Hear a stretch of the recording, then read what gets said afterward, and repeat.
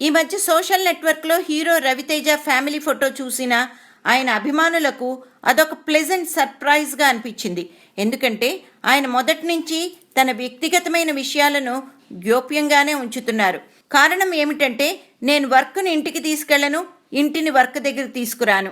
అందువల్లే ఇంట్లో అందరం హ్యాపీగా ఉంటున్నాం. వర్క్ చేస్తున్నప్పుడు నేను హ్యాపీగా ఉంటాను. ఇక ఫ్యామిలీ గురించి బయటికి చెప్పుకోవడం నాకు అంతగా ఇష్టం ఉండదు. ఏముంది, నాకిద్దరు పిల్లలు. పాప పేరు మోక్షత, బాబు పేరు మహాదన్. విష్ణు సహస్రనామంలో మహాదన్ అనే పదం ఉంటుందట. దాన్నే మా అబ్బాయి పేరుగా మా అమ్మ పెట్టింది. వాడు 10 ఏళ్లకే నా సినిమాలు చూస్తూ నన్ను ఇమిటేట్ చేయడం మొదలుపెట్టాడు.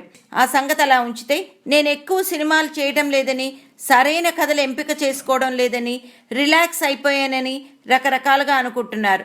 అదేమీ కాదండి. ఫెయిల్యూర్స్ కానీ, కథల ఎంపికలో తేడాలు రావడం, ఈ సమస్యలన్నింటినీ నేను చాలా తేలిగ్గా తీసుకుంటాను. అనవసరంగా హైరాణ పడిపోయి ఆరోగ్యం పాడు చేసుకోను. అలాగే మంచి రిజల్ట్ కోసం నా ప్రయత్నాలు ఎప్పుడూ కొనసాగిస్తూనే ఉంటాను. రిలాక్స్ అయ్యే ప్రసక్తే లేదు.